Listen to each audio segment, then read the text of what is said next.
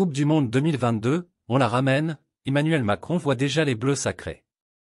À la mi-temps du match France-Maroc, Emmanuel Macron a signé un tweet plein d'audace et d'enthousiasme en rêvant d'un troisième sacre pour les Bleus. Après 45 minutes de jeu au stade Albert, l'équipe de France menait 1-0 face au Maroc en demi-finale de la Coupe du Monde grâce à un but d'Hernandez en tout début de rencontre. Un petit avantage qui semblait contenter Emmanuel Macron à la pause. Le président de la République, présent au Qatar pour soutenir les Bleus, a publié un tweet montrant une réplique géante du trophée de la Coupe du Monde évacuée par l'organisation, avec cette légende, on la ramène? Un message plein d'optimisme pour les Bleus pourtant bousculés en fin de première période par les Lions de l'Atlas et qui auront, même en cas de qualification pour la finale, la lourde tâche d'écarter Lionel Messi et l'Argentine. Il reste encore un bon bout de chemin à parcourir avant d'obtenir une troisième étoile après celles obtenues en 1998 et 2018.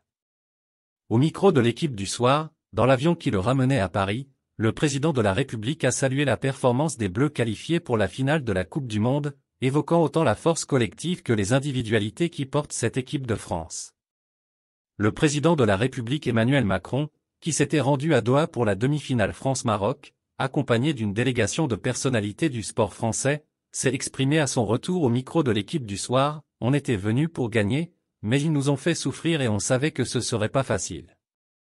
Donc c'était une bonne chose de marquer en premier d'une part pour après tenir. Et on a tenu. Mais il y a eu quelques minutes qui ont été difficiles. Mais ce n'est pas tant l'entame de match qui a marqué Emmanuel Macron que l'ambiance au stade. D'abord, je ne sais pas si ça s'entendait à la télévision, mais on a vu qu'on ne jouait pas à domicile. Non, c'était dur. Le stade était quand même là pour le Maroc. On s'est dit si ça égalise, c'est plus le même match. Avant de saluer quelques performances individuelles, je pense que Hugo Lloris a fait un très grand match et Dieu sait qu'il y avait eu beaucoup de commentaires avant pour dire que ce n'était peut-être plus le meilleur gardien. Mais, c'est le meilleur capitaine et le meilleur gardien. Et après je pense que Griezmann a fait aussi un grand match.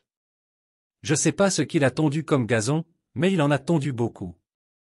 Pour finir sur sa perception du vestiaire des Bleus, j'ai senti la même chose qu'il y a 4 ans, c'est-à-dire beaucoup d'insouciance, de liberté, etc., mais surtout une détermination et une maturité chez eux qui me bluffent.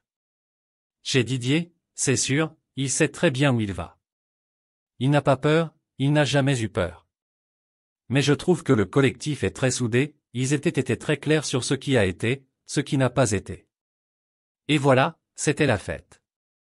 On sent une équipe sûre.